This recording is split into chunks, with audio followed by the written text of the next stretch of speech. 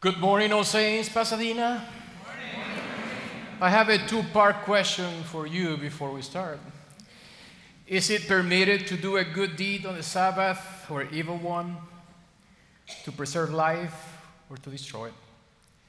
In the name of the Creator, Redeemer, and Sustainer, Amen. Please be seated. In today's gospel, Jesus was speaking to a crowd that had inherited a series of beliefs like that one of the Sabbath. Beliefs that had been held and taught from the time of Moses. And these beliefs, which by the time of Jesus had already become doctrines, also included other practices that said that if you did not wash your hands before you ate, think about this, if you didn't wash your hands before you ate, not only that made you ritually unclean, it could actually separate you from the holy community, and moreover, even worse, from the holiness of God. Do you imagine if that practice was still in place today? Some of us, including me, will be so separated from the holiness when we don't wash our hands before we eat.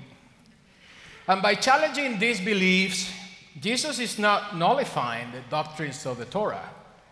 In a very biblical and Jewish way, what Jesus is doing is declaring the relative importance of the inner commitments of his heart, his passions, as they came to expression in the way he spoke and acted over and against the doctrines which were still not abolished.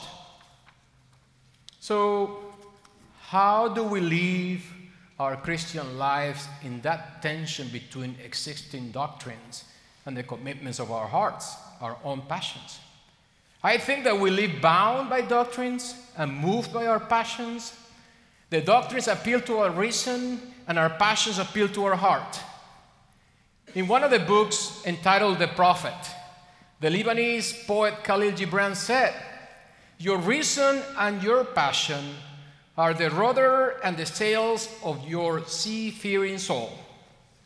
Reason, ruling alone, is a force confining, and passion, unattended, is a flame that burns to its own destruction." I think that in our nation, in our Christian churches, and within our very own Episcopal Church, we have doctrines that are not only guiding our reason. I think they're acting as a force confining us, limiting us in fulfilling God's vision for his creation. I think, however, that the time has come. The time has come for us to challenge these doctrines as Jesus did it, to declare the relative importance of the inner commitments of our hearts, our very own passions. So today, as your newly ordained deacon,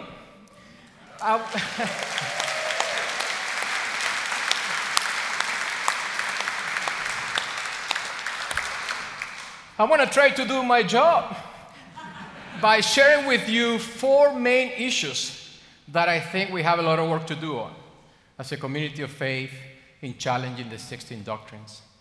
Issue number one, the continued debate on human sexuality. Last Sunday, as I was talking to the new member class, I shared with them that in 1990, late Bishop Walter Ryder was charged with heresy in the Episcopal Church. Heresy in the Episcopal Church after he ordained a non-celibate gay man as a deacon. When I said that, someone in the back of the room said loudly, "Really? That is so backwards. Our church?" Still, it happened not too long ago.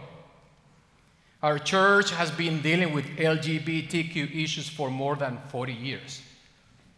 And as we head to General Convention in July, there are still eight dioceses in our dear Episcopal Church where the bishops are forbidding the clergy in their diocese to use inclusive language in their liturgies, describing marriage between two people, and not simply between a man and a woman.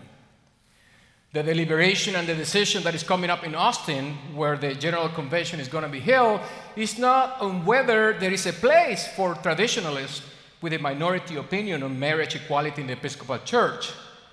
It is whether those holding that minority theological perspective should have the power to deny access to the sacrament of marriage for same-sex couples who are seeking God's blessing in their marriage. Issue number 2, the role of women in positions of leadership. I consider that the problems that those who identify themselves as women have encountered in living out their vocations throughout history have been fairly consistent.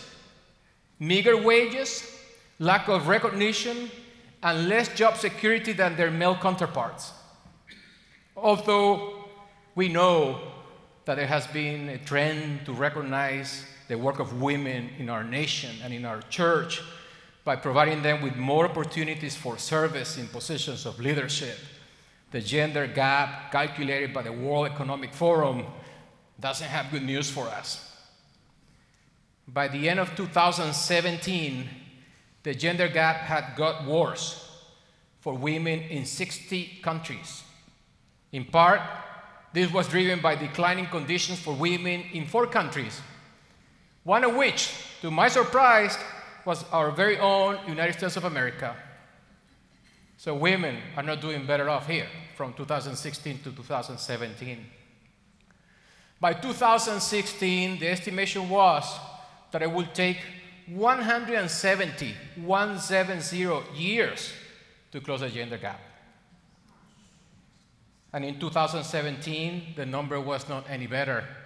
It got up to 217 years for the gender gap to be closed. And to me, it seems that we went backwards about 47 years on this topic.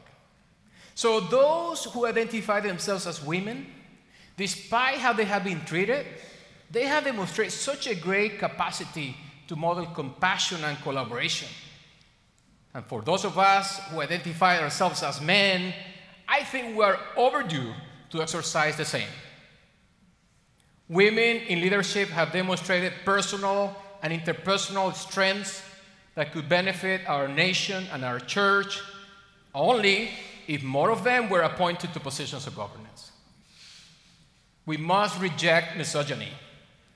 We must reject the mistreatment, the violent abuse, sexual harassment, and assault of women that has been further revealed recently in our culture and politics, including our very own churches. Topic number 3, what does it mean to be Episcopalian in the 21st century? The Episcopal Church is experiencing profound change because it's no longer the church of the establishment bound together by a national church ideal as it was in the last century. The realities of the post-colonial, post-modern era have challenged assumptions about what it means to be Episcopalian. And they have also shown to us and demonstrated to us that the old ways of relating based on inherited structures, nationally and internationally, have lost their efficacy in the globalized world. As Episcopal Church, we need to find new and creative ways to order our common life and organize our work, both as members of the Anglican Communion and in our church itself. We need to pay particular attention to groups who are historically not represented in our church, such as new immigrants from Latin America, Asia, and Africa, as well as the Generation X and millennials. 4th issue, global and national issues. As a church and community of faith, we need to continue becoming agents of reconciliation in a world that is torn apart by terrorism, war, poverty, and disease. Nationally, we know because we live this daily, we have a lot of issues to address, including the resurgence of white nationalism and racism in our nation in many fronts, and the way that we're treating immigrants. We are getting to the unethical and unchristian point of separating families at the border, or killing for no reason, promising people like Claudia, Patricia, Gonzalez. Claudia was a 21-year-old CPA from Guatemala who traveled 1,500 miles to the United States, hoping to find a job and a better future, and who, shortly after she set foot in Texas 2 weeks ago, a Border Patrol agent shot and killed her without her representing any threat. And many in the news didn't even see that happening. The irony is that as a country, while we are protecting our borders, we don't even acknowledge that these immigrants are largely the result of the U.S. foreign policy efforts in Central and South America.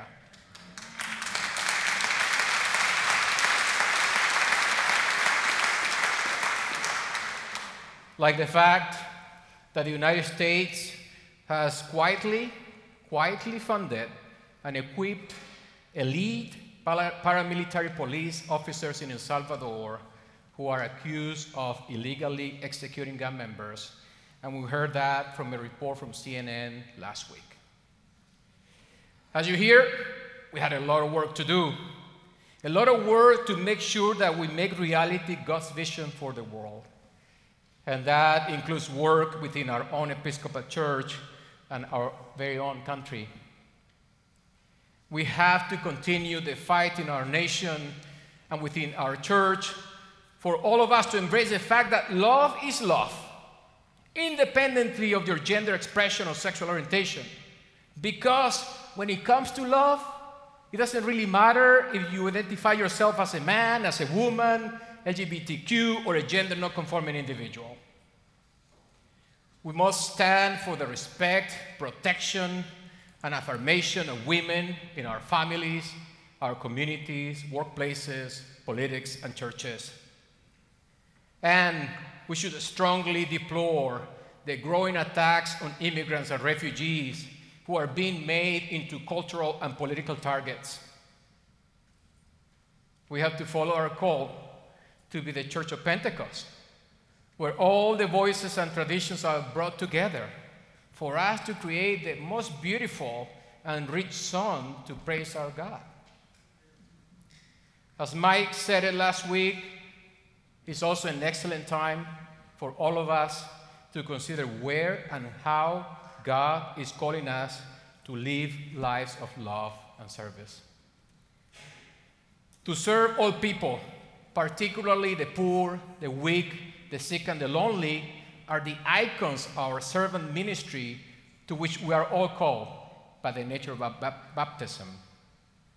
If our gospel is not good news for the poor, the weak, the sick, and the lonely, then it is not the gospel of Jesus Christ.